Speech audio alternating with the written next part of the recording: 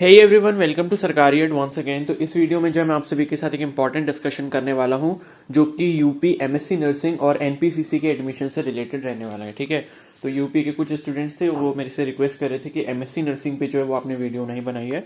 ठीक है, तो एमएससी नर्सिंग के लिए भी जो इस बार जो है आपका एंट्रेंस एग्जाम कंडक्ट करवाया जा रहा है वो एबीवीएमओ कंडक्ट करवा रहा है एमएससी नर्सिंग, और साथ में एनपीसीसी का जो कोर्स होता है, ठीक है, nurse practitioner in critical care.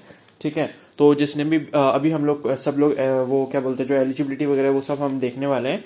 ठीक है, बाकी एग्जाम कब रहेगा और इसकी लास्ट डेट कब है अप्लाई करने की, कौन अप्लाई कर सकता है, अदर स्टेट के कर सकते हैं नहीं कर सकते, वो सभी चीजें हम लोग डिस्कस यहाँ पर करने वाले हैं। ठीक है, तो यहाँ पर दो कोर्सेज की हम लोग बात करेंगे, एमएससी नर्सिंग कोर्स की जो कि 2 साल का है, और एनपीसीसी कोर्स वो भी आपका 2 साल का है। ठीक है, तो इसके लिए आपका एंट्रेंस एग्जाम जो करवाया जाएगा उसका नाम है सीनेट, यानी कि कॉमन नर्सिंग एंट्रेंस टेस्ट।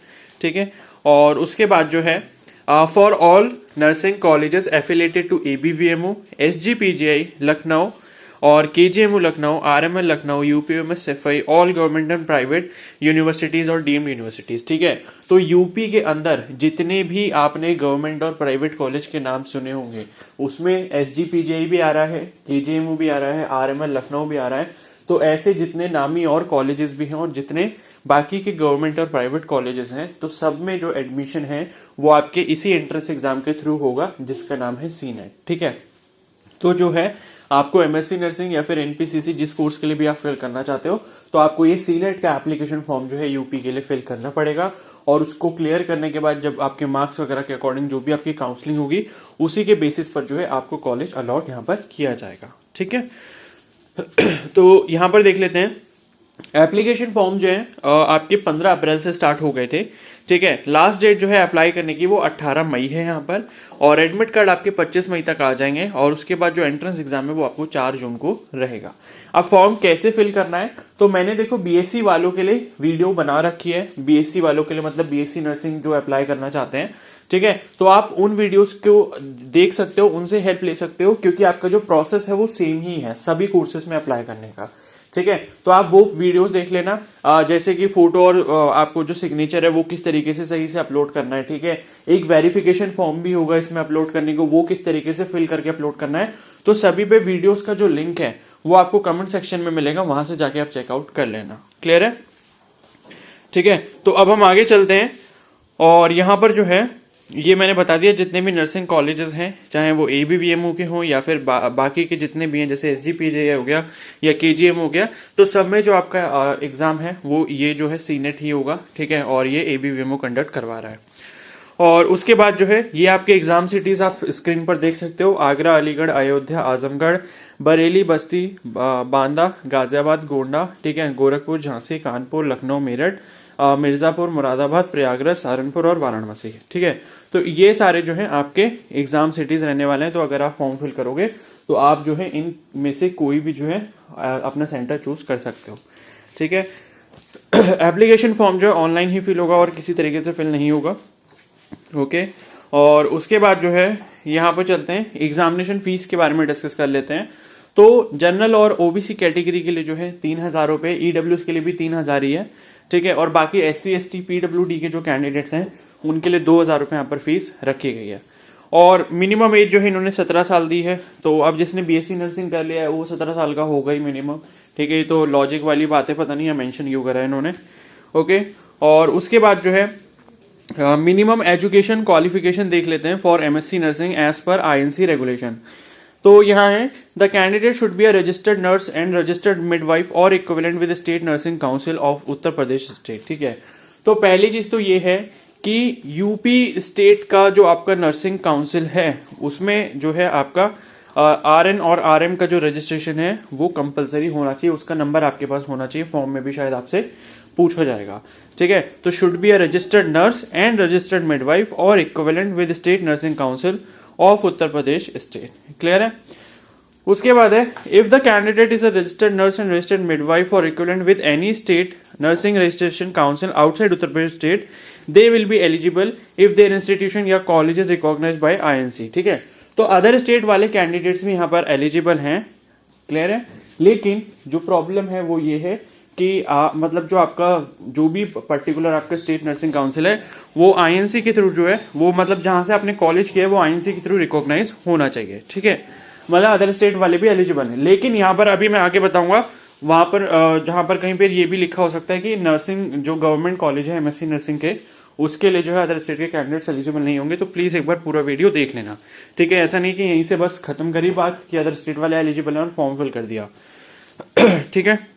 और उसके बाद लिखा है minimum education requirement shall be passing of BSc nursing या बीएससी ऑनर्स नर्सिंग या फिर post basic BSc nursing with minimum of 55% aggregate marks, ठीक है। तो चाहे आप एमएससी नर्सिंग के लिए अप्लाई करो या एनपीसीसी के लिए अप्लाई करो, दोनों के लिए ही या तो आपने बीएससी नर्सिंग करा हो या आपने बीएससी ऑनर्स नर्सिंग करा हो या फिर आपने पोस्ट बेसिक बीएससी नर्सिंग करा हो। पोस्ट बेसिक नर्सिंग का मतलब जो जीएनएम के बाद किया जाता है 2 साल का। तो इन तीनों में से कोई भी डिग्री आपके पास होनी चाहिए और कम से कम जो है उसमें आपके 55% मार्क्स यहाँ पर रहने चाहिए।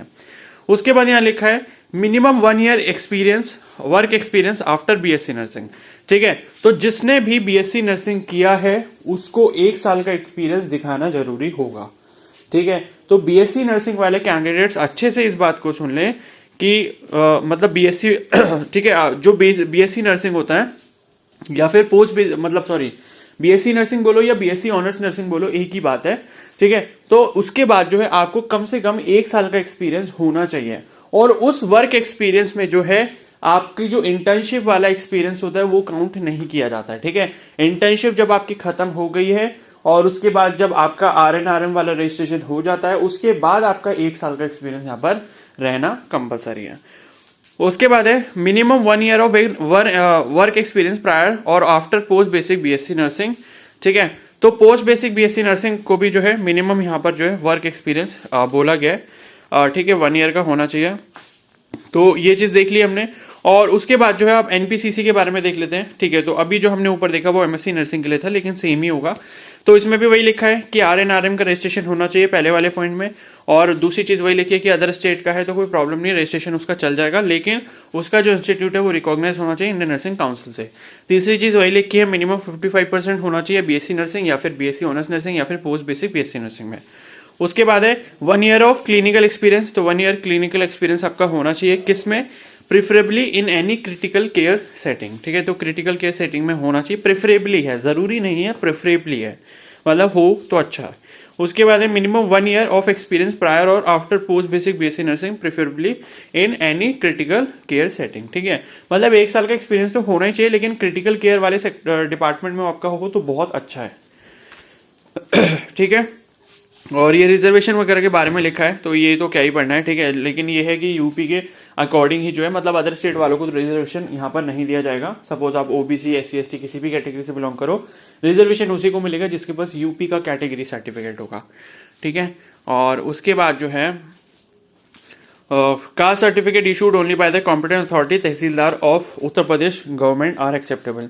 तो यूपी के जो मतलब तहसीलदार के थ्रू ही जो है आपका सर्टिफिकेट इशू होना चाहिए। और ईडब्ल्यूएस के बारे में भी वही सब लिखा है कि तहसीलदार के थ्रू जो है वो होना चाहिए। और ओबीसी का सर्टिफिकेट आपका है अगर तो वो 1 अप्रैल 2023 के बाद का ही होना चाहिए। अगर उससे पहले का है तो आप उसे री इशू करवाओ।